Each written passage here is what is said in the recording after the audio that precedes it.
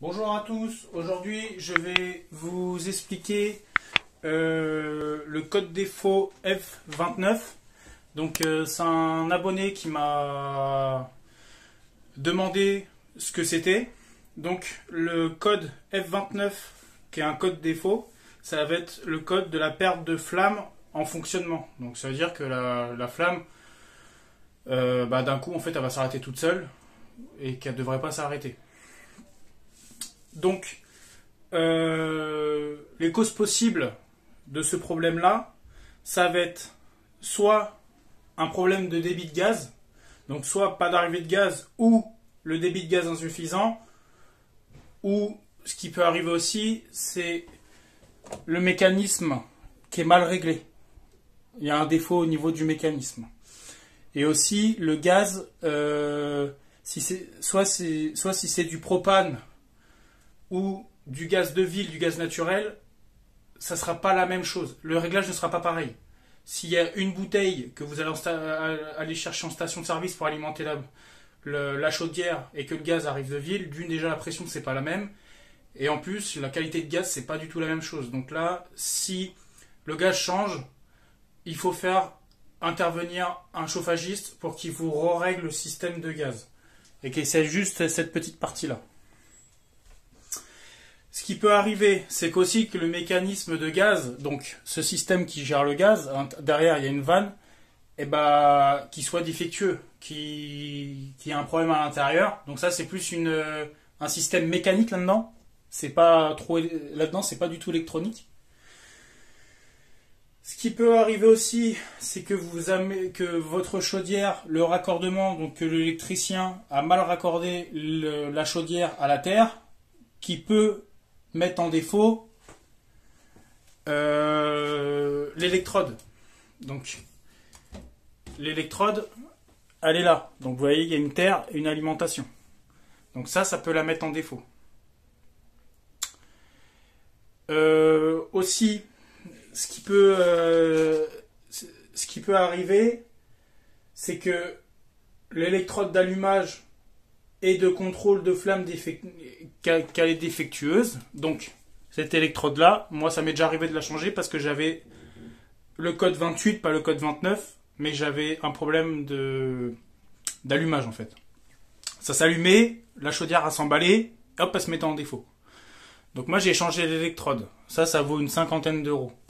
Et c'est pas compliqué, il suffit juste de débrancher ici, débrancher la terre en fait qui est direct raccordée sur l'électrode, juste changer, enlever les vis, bien faire attention parce qu'il y a un petit joint qui est dedans, bien remettre le joint et puis voilà.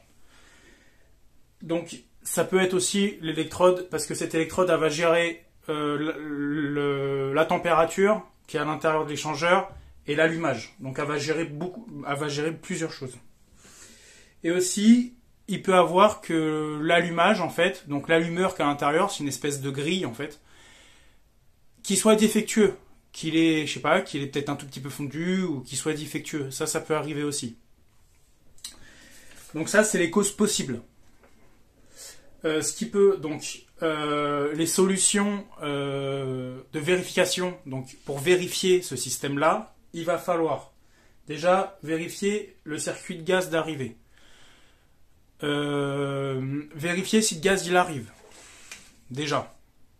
Vérifier si à l'extérieur, votre compteur de gaz, la vanne ne s'est pas désamorcée. Ça se trouve que c'est un tout petit peu désamorcé. Cette vanne, si elle se désamorce un peu, le débit est réduit et la chaudière, il lui faut quand même un bon débit de gaz pour faire que la flamme fonctionne. Et aussi regarder bien que les robinets soient bien ouverts. Aussi vérifier le mécanisme de gaz, mais ça, on est un peu dans on peut pas trop regarder parce qu'il faudrait en fait ouvrir le mécanisme, mais ça c'est scellé, il y a de la cire dessus, donc on peut rien faire. Si vous avez vraiment un problème au niveau du mécanisme, le mécanisme en fait, vous pourrez le changer parce que c'est démontable. Mais par rapport, en fait, il y a une petite vis de réglage. Cette vis de réglage, on ne peut pas la toucher. Parce qu'après, il faut remettre de la cire par-dessus. Et en plus, il faut des outils, surtout un système qui va calculer en fait le taux de rejet de CO2. C'est surtout pour régler le taux de rejet de CO2. Et que la flamme en fait elle ait assez d'oxygène et qu'elle soit pas saturée en CO2 qui pourrait l'éteindre. Il faut, comme je vous ai dit, vérifier le réglage de mécanisme de gaz. Donc ça, on n'est pas dans la capacité de le faire, à part si vous avez un détecteur de CO2. Il faut voir en fait si par rapport au manuel d'instruction que vous avez sur la chaudière, il y aura en fait écrit un taux de CO2 et il faudra voir si c'est le bon taux de CO2 qui sort. Si c'est pas le bon taux de CO2, ça veut dire qu'il y a un problème juste avec la vis de réglage. Il faut vérifier les connexions de l'allumeur. Donc l'allumeur, c'est toute cette partie-là. Donc vous avez ici le ventilateur, lui qui va emmener de l'air frais, enfin de l'oxygène à l'intérieur. Ça c'est le mécanisme de gaz. Ici vous avez l'électrode, donc il faut bien regarder que c'est bien allumé, enfin que c'est bien raccordé. Là aussi, pareil aussi ici, parce que ça c'est le relais de l'électrode. Donc ça peut être soit l'électrode ou soit le relais qui claque.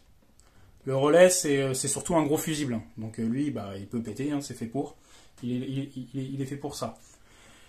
Bien vérifier aussi ici que cette canalisation noire, qu'elle soit pas bouchée, qu'il n'y ait pas de poussière dedans, c'est là où l'air arrive. Et bien vérifier que ici c'est bien positionné.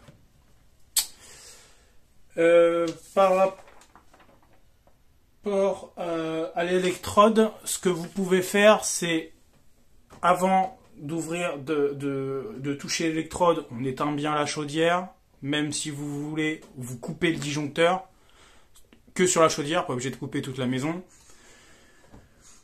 Vous débranchez l'électrode ici, vous débranchez la terre, vous enlevez pas l'électrode si vous n'avez pas débranché, on ne sait jamais, le coup de jus peut arriver très vite, et le but c'est pas de se blesser.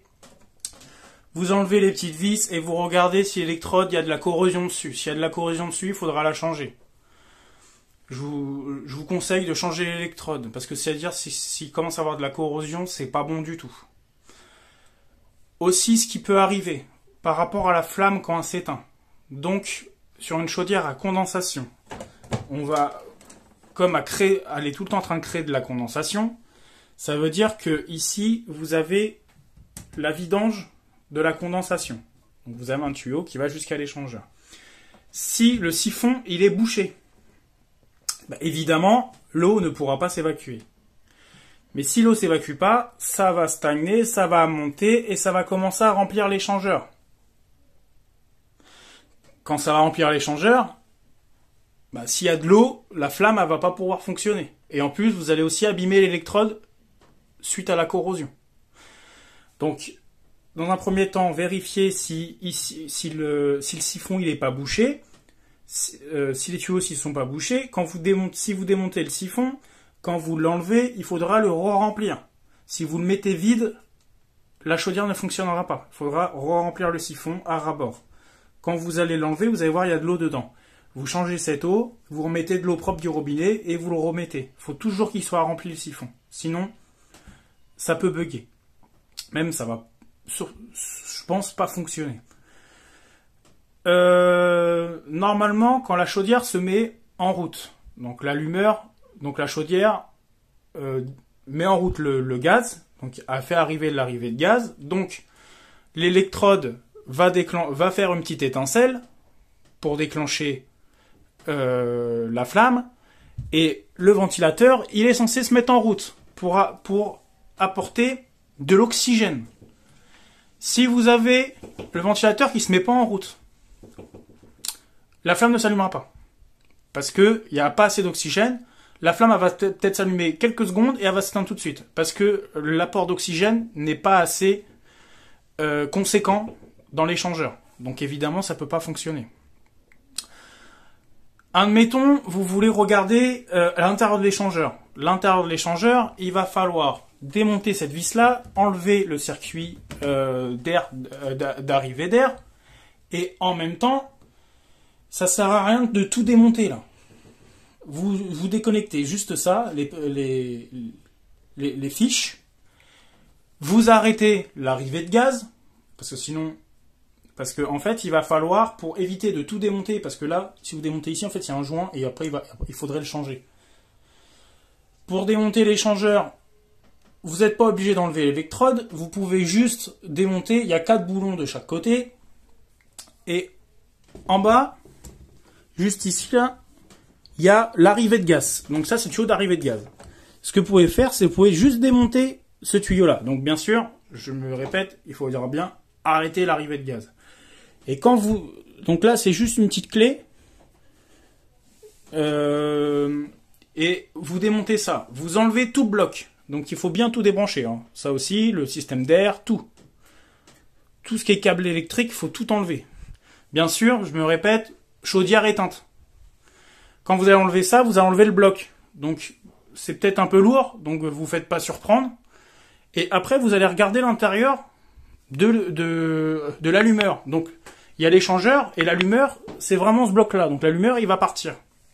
À l'intérieur, il y a une espèce de... On va dire de rond, en fait, avec plein de trous qui est percé. Si ce rond-là, en fait, il commence à, je sais pas, peut-être qu'il commence à être abîmé, fondre ou quoi que ce soit, ou je sais pas, enfin que peut-être si ça s'est mal passé dans la chaudière, cette pièce, il faudra peut-être la changer. Si vous trouvez qu'elle est défaillante, il faudra peut-être la changer. Et après, selon quand vous avez fait ces analyses, vous allez regarder, vous allez essayer peut-être de démonter. Alors faites gaffe quand vous démontez, il faudra vraiment très bien remonter, sinon la chaudière ne repartira pas. Après, vous pouvez essayer de diagnostiquer, regarder si c'est une pièce qui a lâché.